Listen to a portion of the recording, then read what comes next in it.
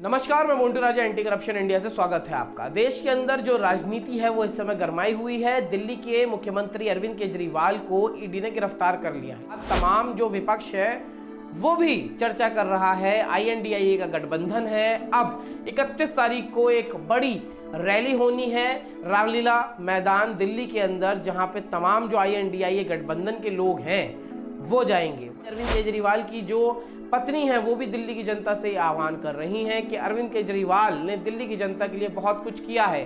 अब जनता का समय है कि वो अरविंद केजरीवाल के ऊपर जो तमाम चीजें हो रही हैं उसके खिलाफ विरोध प्रदर्शन कर। वहीं जो विपक्ष है वो निरंतर ये कह रहा है कि भाजपा ईडी का दुरुपयोग कर रही है। आपको याद होगा जो झारखंड के चीफ मिनिस्टर थे हेमंत सोरेन को गिरफ्तार किया गया था, वो भी चीफ मिनिस्टर थे। अब राजनीति इस पे हो रही है कि देश के अंदर जो लोकतंत्र है, जो कानूनी व्यवस्था है, वो कितनी दुरुस्त है, क्या वो निष्पक्ष होके काम कर रही है, जो एजेंसियां हैं क्या वो निष्पक्ष होके काम कर रही हैं। क्योंकि जिस तरह से दुरुपयोग लोग कह रहे हैं किया जा रहा है वो अपने आप में सवाल खड़ा करता है। इसी दिल्ली के अंदर भाजपा जो है वो आम आदमी पार्टी के खिलाफ प्रदर्शन कर रही है। आम आदमी पार्टी के नेताओं पर आरोप लगा रही है, दिल्ली के मुख्यमंत्री अरविंद केजरीवाल से इस्तीफा मांग रही है। लेकिन वहीं कहना यह है आम आदमी पार्टी के कार्यकर्ताओं कि पुलिस का दुरुपयोग उनके लिए किया जा रहा है। आम आदमी पार्टी बीजेपी के खिलाफ विरोध प्रदर्शन करती है तो आम आदमी पार्टी के कार्यकर्ताओं का कहना है कि भाजपा पुलिस का दुरुपयोग करती है, बल प्रयोग करती है, जबकि भाजपा के प्रदर्शन में इस तरह का रवैया पुलिस का भाजपा के कार्यकर्ताओं के साथ नहीं होता है। अब लोग अलग अलग देख रहे हैं, क्योंकि आपने देखा होगा जो झारखंड के चीफ मिनिस्टर हेमंत सोरेन थे, उनकी जो पत्नी है कल्पना सोरेन, वो दिल्ली आई हैं। दिल्ली आने के बाद अरविंद केजरीवाल की पत्नी सुनीता केजरीवाल से मिली हैं। दोनों ने एक दूसरे को गले लगाया है,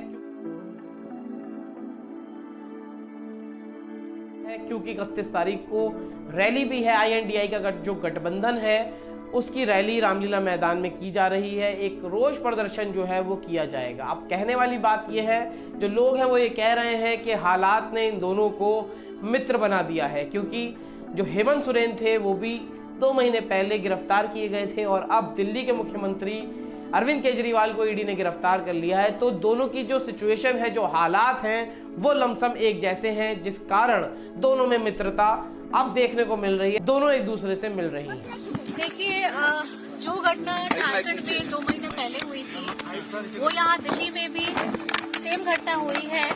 मेरे पति हेमंत जी को भी जेल भेजा गया। आज यहाँ पे अरविंद सर को भी यहाँ पे जेल भेजा गया है। तो जो परिस्थिति, जो स्थिति हमारी झारखंड में है वही अब यहाँ दिल्ली में भी हो गई है।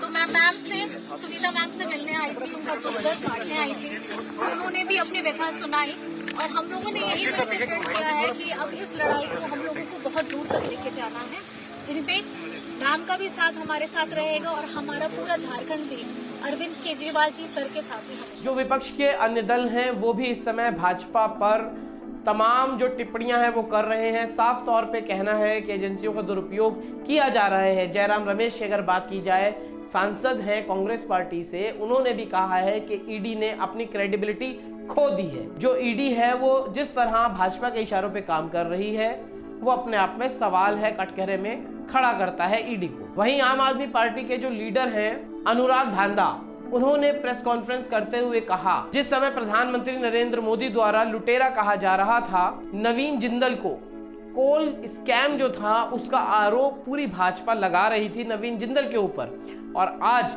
कुरुक्षेत्र से नवीन जिंदल को भाजपा टिकट दे रही है। कि चुनाव लड़ेंगे नवीन जिंदल, और जिस तरीके से ज्वाइनिंग हुई उसके आधे घंटे के बाद लिस्ट में नाम आया वो आप सब ने देखा। लेकिन हमारा प्रश्न ये है कि खुद कुरुक्षेत्र की धरती पर आकर के प्रधानमंत्री नरेंद्र मोदी जी ने जिसको लुटेरा कहा हो, जिसको भारतीय जनता पार्टी कोयला घोटाले का मास्टरमाइंड बताती रही हो, जिसको प्रकाश जावड़ेकर जी ने सबसे बड़ा कोयला चोर बताया हो, ऐसे व्यक्ति को आखिर भारतीय जनता पार्टी ने कुरुक्षेत्र का लोकसभा चुनाव का टिकट क्यों दिया? क्या ऐसे कारण रहे और कैसे वॉशिंग मशीन में धो करके साफ करके नवीन जिंदल जी को ये टिकट दिया गया? इसके बारे में भारतीय जनता पार्टी को स्पष्ट करना चाहिए। बताया जाता है कि जिंदल जी चुनाव लड़ना नहीं चाहते थे, उनका मन नहीं था, लेकिन ईडी के जोर पर जबरदस्ती एक तरीके से किडनैप करके उनको चुनाव मैदान में उतार दिया गया है। जो मजबूरी का उम्मीदवार हो, जो मजबूरी में चुनाव लड़ रहा हो, वो जनता की क्या सेवा करेगा, ये सब लोगों को समझ में आ रहा है। और इसलिए उनके अनाउंसमेंट के बाद भी कुरुक्षेत्र में किसी तरीके का कोई बज़ क्रिएट नहीं हुआ, लोगों के अंदर किसी भी तरीके का कोई रुझान नहीं है उनको लेकर। अनुराग का साफ तौर पे कहना है, एक तरफ जब एक समय पे नरेंद्र मोदी नवीन जिंदल को लुटेरा कह रहे थे, तो उसी लुटेरे को अब कुरुक्षेत्र से बीजेपी टिकट दे रही है। ये किस तरह की वॉशिंग मशीन है बीजेपी के पास कि आदमी स्कैम करके जाता है और उसके बाद वो साफ सुथरा होकर निकलता है और उसके बाद भाजपा में शामिल हो जाता है। वहीं आम आदमी पार्टी के जो लीडर हैं सोमनाथ भारती, उन्होंने भी कहा कि भाजपा जो है इस समय बहुत डरी हुई है, जिस कारण वो ईडी का प्रयोग कर रही है और ईडी को एनफोर्समेंट डायरेक्टरेट से एंटरटेनमेंट डायरेक्टरेट बना दिया है। सुनिए आप। देखिए, ईडी इस वक्त क्या है, भाजपा ने अपने हार की हताशा में इन्फोर्समेंट डायरेक्टरेट को बना दिया एंटरटेनमेंट डायरेक्टरेट, एक्सटॉर्शनिस्ट डायरेक्टरेट, क्योंकि पैसा भी इकट्ठा कर रही है ईडी के मार्फत से अपने चुनाव प्रचार के लिए, और चुनाव के अंदर जो राजनीतिक विरोधी हैं उनको जेल भेज रही है। तो फिर पैसे की ताकत इसी के पास है और बाकी सामने कोई नेता नहीं रहेगा, तो फिर चुनाव करा लेंगे। और मुझे लग रहा है कि ईडी जिस दिन अजीत पवार के खिलाफ एक्शन लेगी, छगन भुजबल के खिलाफ एक्शन लेगी, उस दिन बात करेंगे। अभी तो भाजपा का पॉलिटिकल विंग है, ये जो चाहे कर ले, 2 महीने इसके पास और है। ईडी की कार्यशैली पे सवाल उठाते हुए सोमनाथ भारती ने कहा है कि ईडी जो है वो एक भाजपा का विंग महज नजर आ रही है। आम आदमी party national spokesperson Priyanka Kakkar ने भी मीडिया को संबोधित करते हुए कहा, मोदी जी रेस में अकेले दौड़ना चाहते हैं और फर्स्ट आना चाहते हैं। इसी वजह से जो ईडी और तमाम जो एजेंसियां हैं उसका दुरुपयोग करके अपोजिशन के जितने भी लीडर हैं उनको गिरफ्तार करवाया जा रहा है, ताकि लोकसभा के चुनावों के अंदर कोई भी अपोजिशन में जोरदार और जबरदस्त टक्कर देने वाला कैंडिडेट ना बचे। रेस में अकेले आकर दौड़कर फर्स्ट आना चाहते हैं और इसलिए वो लगातार विपक्ष की सारी बुलंद आवाजों को जेल भेज रहे हैं। अरविंद केजरीवाल से तो उनको शुरू से ही अच्छा खासा डर है, क्योंकि ईमानदारी अरविंद केजरीवाल का सबसे बड़ा गहना है। इस नाइंसाफी के खिलाफ लोकतंत्र को बचाने के लिए हम सब विपक्षी पार्टियां 31 मार्च 2023 को सुबह 10 बजे रामलीला ग्राउंड पहुंच रहे हैं और आप लोगों से भी रिक्वेस्ट है, जो भी दिल्ली के वासी हैं, जो भी बाहर के वासी हैं, सब आइए और इस करप्ट भाजपा के खिलाफ आवाज उठाइए। वहीं अगर आंकड़ों की भी बात की जाए तो 2014 के बाद से अब तक ईडी ने जिन जिन पे गिरफ्तारियां और जिन पे कार्रवाई करी है उसमें से 90% से ज्यादा अपोजिशन के लीडर हैं। तो इस तरह का जो गठजोड़ चल रहा है, आपको लगता है तमाम विरोध प्रदर्शन से आगामी चुनावों में कोई फर्क पड़ेगा या फिर भाजपा पे कोई फर्क पड़ेगा?